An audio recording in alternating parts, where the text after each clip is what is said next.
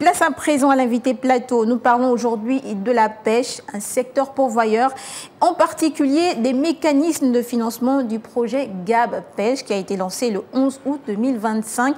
Et pour en parler, nous recevons aujourd'hui Madame Katia Meyo, épouse Assali, qui est directrice commerciale à la BCEG. Bonjour Madame. Bonjour.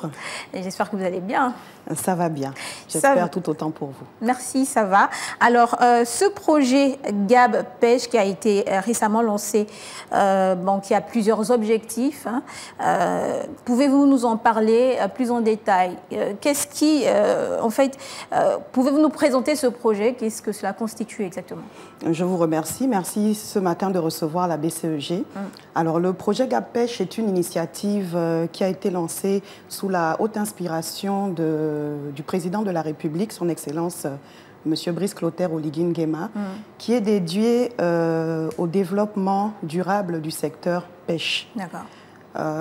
Il s'agit d'un projet de financement de l'ensemble de tous les acteurs du secteur pêche, de la chaîne de valeur du secteur pêche, afin de moderniser leur outil de production.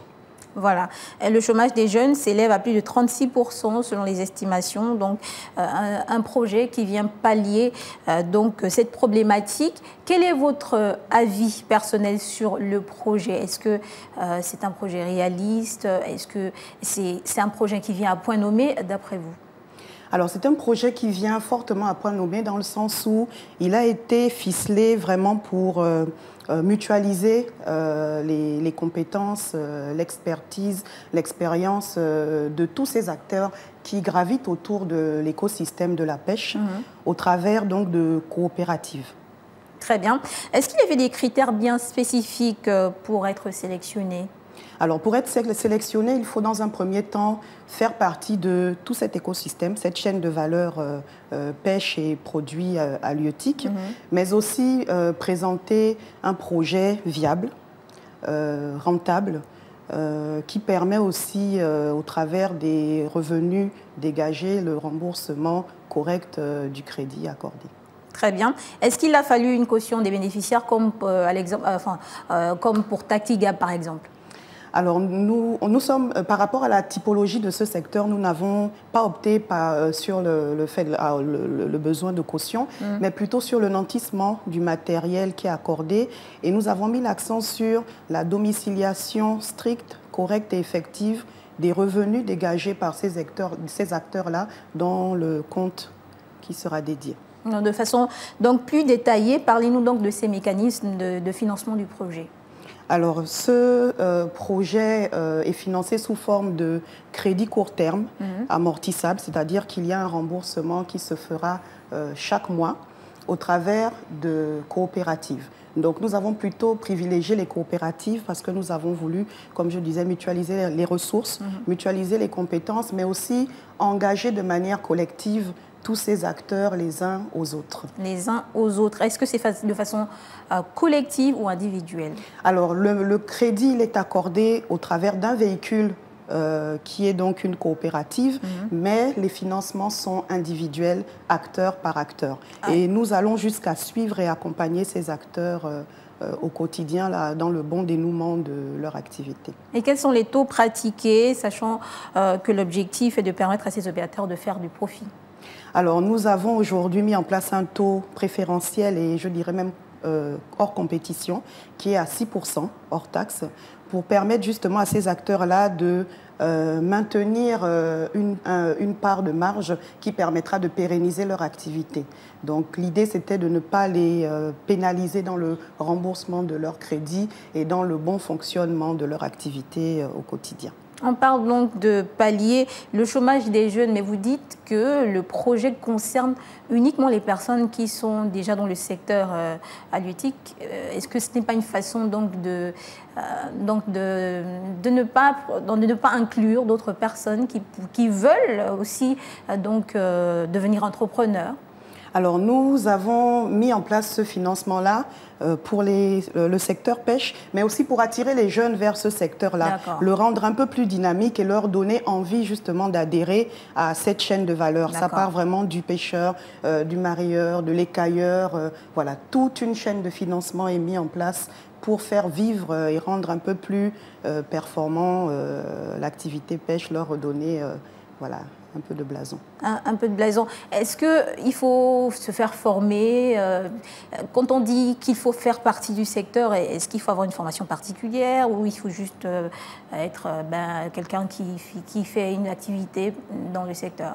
Alors, avec l'appui du ministère de la Pêche et du ministère de l'Environnement, nous avons mis en place un accompagnement en amont, pendant le crédit et en aval.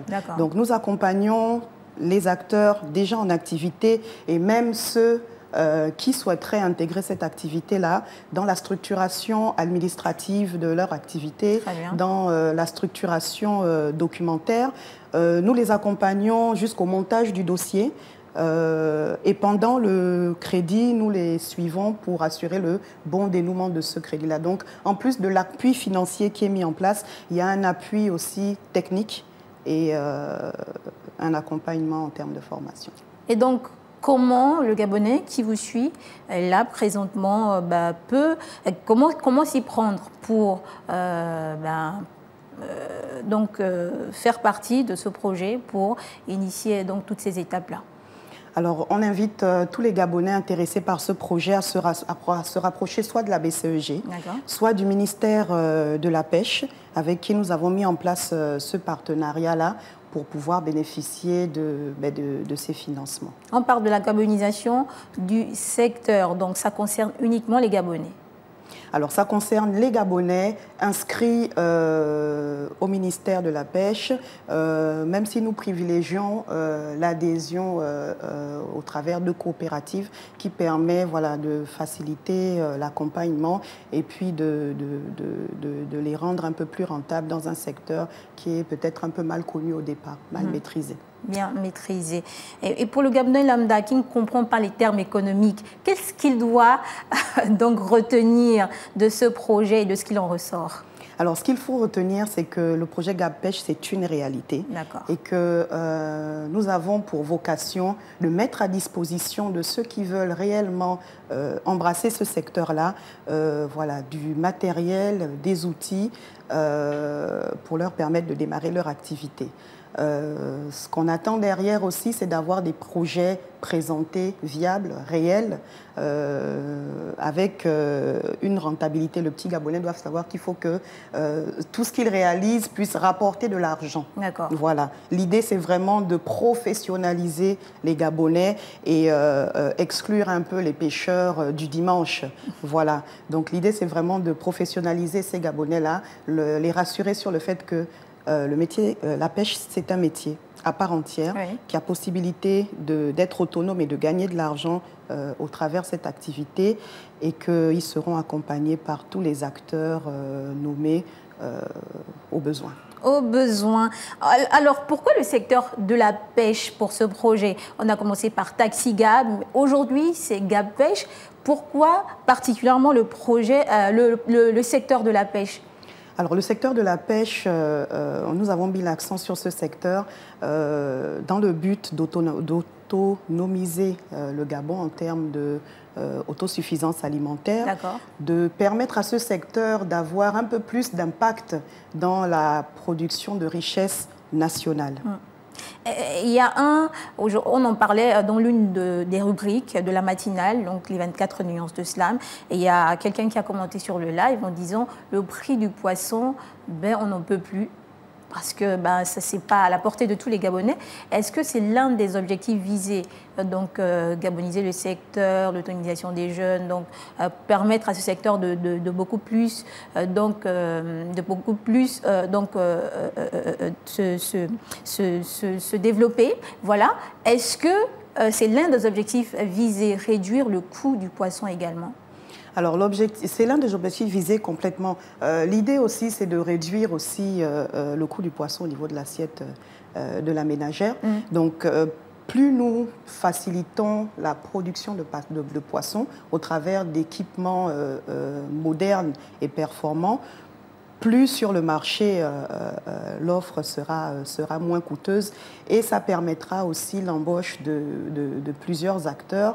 L'idée, comme on disait, c'était vraiment de dynamiser complètement ce secteur-là. Très bien. Alors, donc, le rôle de la BCEG, c'est vraiment d'accompagner, d'apporter cet accompagnement financier à tous ces acteurs. C'est exactement ça. Nous sommes une banque autrement, comme on aime dire. Donc, notre premier rôle, c'est d'accompagner financièrement ce secteur. Mais nous avons voulu aller au-delà et aujourd'hui, nous faisons un accompagnement, un appui en termes de formation, un appui technique, un appui en termes de gestion d'entreprise pour donner tous ces rudiments à ces acteurs-là qui n'ont pas. Ce sont des techniciens. Voilà, qui savent pêcher, mais qui ne savent pas tenir une entreprise. Donc, nous avons vraiment mis en place tout un mécanisme de coaching dans ce sens. Et donc, il faut simplement se rapprocher de la BCEG pour pouvoir en bénéficier. C'est ça, ou de la BCEG, ou du ministère de la Pêche. Du ministère de la Pêche. Est-ce que, en termes de perspective, la BCEG prévoit d'accompagner d'autres secteurs également pour justement promouvoir l'employabilité aux Gabonais? Je vous confirme que la BCEG travaille sur plusieurs secteurs d'activité. Nous avons identifié des secteurs prioritaires qui permettront de rendre autonomes les Gabonais, notamment dans les mines et dans d'autres activités. Nous embrassons aujourd'hui quand même l'ensemble des métiers. Même si ce n'est pas dans le cadre de partenariat, nous finançons l'ensemble des acteurs économiques pour bénéficier du financement, même si ça ne fait pas partie du projet mis en place. Est-ce qu'un Gabonais peut quand même se rapprocher de la BCEG s'il a un projet particulier pour être accompagné? C'est bien ça. Nous finançons l'ensemble des projets, des acteurs déjà en activité ou qui ont besoin d'un démarrage. Et nous avons d'ailleurs dans ce sens mis en place un atelier de la PME qui se tient tous les jeudis, donc une fois par semaine, dans lequel justement nous faisons de l'incubation et en partenariat avec la DGDI, l'ANPI et les incubateurs de la place, nous accompagnons les Gabonais dans l'ensemble de leurs projets. Une fois par semaine, chaque semaine? Une fois par semaine, chaque jeudi, ça se passe au niveau de notre agence d'Olomie. Votre agence d'Olomie, très bien, voilà qui est dit. Je pense que nous avons fait le tour. Est-ce que vous avez quelque chose à ajouter en ce qui concerne ce projet TaxiGab, quelque chose que les Gabonais doivent savoir? Non, je pense que... Gab Pêche, pardon, pas TaxiGab. Merci, l'ensemble des points ont été évoqués. Donc simplement inciter, pousser donc tous ces acteurs à s'organiser et à venir vers nous au travers de coopératives ou individuellement pour qu'on puisse justement faire vivre ce projet et voilà, leur donner davantage de poids pour soutenir ce beau secteur d'activité. Très bien, voilà qui est dit. Merci donc, Madame Katia Meyo, épouse Assali, d'avoir répondu à nos questions. Je vous remercie. Je rappelle que vous êtes directrice commerciale à la BCEG, qui est donc la banque de l'entrepreneuriat, du commerce, pour le commerce et l'entrepreneuriat du Gabon. C'est ça? C'est bien ça.